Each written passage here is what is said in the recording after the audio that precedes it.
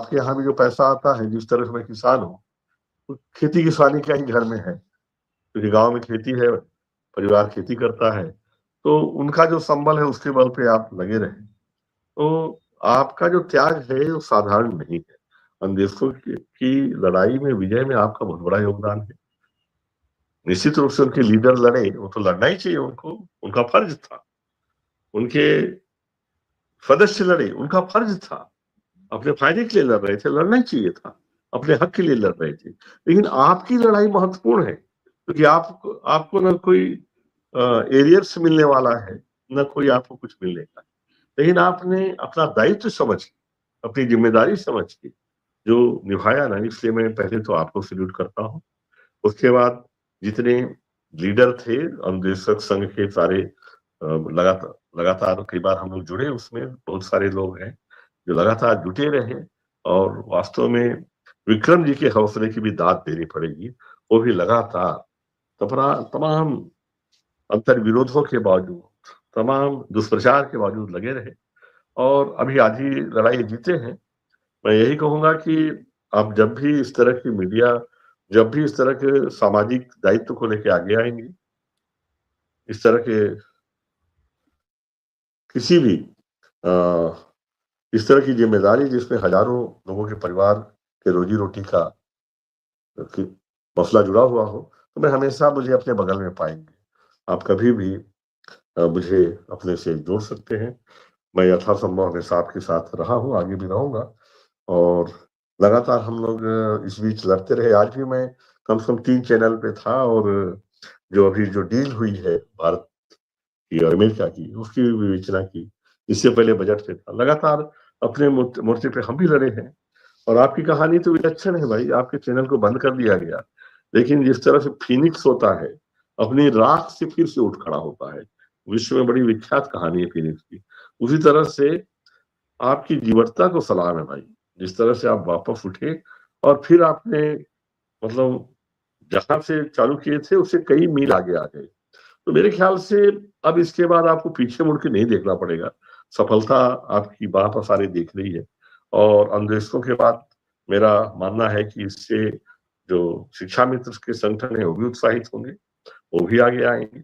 लेकिन आपको भी इस लड़ाई का, आप भी बड़े सूरमा थे। जो वही कौरव पांडव लड़े तो पांडवों को तो राज मिला, लेकिन जितने सारे लोग उनके साथ लड़े थे वो तो केवल ये धर्म युद्ध में शामिल थे, उनको बदले में कुछ नहीं मिला। तो आप भी इस धर्म युद्ध में बड़े योद्धा हैं। आपको भी धन्यवाद, और जो लोग जुड़े थे सबको धन्यवाद। आप लोगों ने हमेशा मान सम्मान बढ़ाए रखा। बहुत बहुत धन्यवाद आपको। मैं यही विश्वास दिलाता हूँ कि चाहे अन्वेषकों की लड़ाई हो, शिक्षा मित्रों की लड़ाई हो, या इस तरह से कोई भी वंचित वर्ग की लड़ाई हो, मैं हमेशा शिव कुमार जी के साथ खड़ा हूँ। वो किसी भी चैनल के मालिक बाद में हैं, पहले मेरे भाई हैं। नहीं धन्यवाद। नहीं, जाना है आपका आपको। अभी विक्रम सिंह आ रहे हैं। विक्रम सिंह का बड़ा अनुरोध था, और बार बार वो कह रहे थे कि सर को लाइए। अभी जुड़े भी थे, लेकिन शायद वो रास्ते में थे। तो जी चूंकि जी। सबसे बड़ी मेहनत ये होती है सर, काम जब आगे बढ़ता है तो उसके लिए उन सब लोगों का अपार सहयोग होता है जो समर्थन देते हैं। लड़ाई जब लड़ी जाती है तो कोई पीछे से ये भी कह देता है चल मार, उसका बड़ा सहयोग होता है। उस समय उसकी हिम्मत हो जाती है और वो मार देता है। और कोई उससे कह देता है भाग, तो वो भाग जाता है।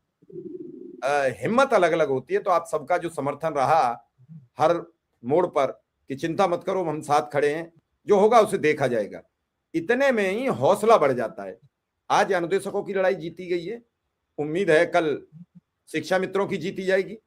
और जब सबकी जीती जाएगी तो हम समझेंगे कि एक बड़ी लड़ाई जीती है। 1,75,000 परिवारों की रोजी रोटी की व्यवस्था कर दी है।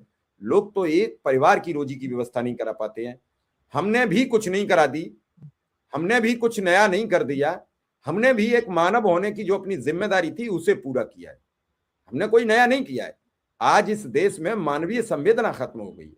अगर मानवीय संवेदना होती तो ये 9-10 हजार रुपया में पढ़ाते नहीं।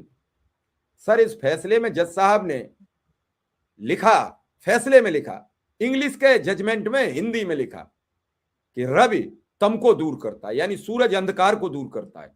ठीक वैसे ही गुरु ब्रह्मा गुरु विष्णु गुरु साक्षात तम, उन्होंने गुरु की पूरी व्याख्या कर डाली। इस पूरे दोहे को लिख डाला। गुरुर्ब्रह्मा गुरुर्विष्णु गुरुदेवो महेश्वरा गुरु साक्षात परब्रह्मम तस्मै श्री गुरुवे नमः, इस दोहे को लिख दिया। फिर यही नहीं लिख रुके, फिर उन्होंने अगली लाइन लिखी कि माँ बाप के बाद जो शिक्षक होता है वो गुरु होता है।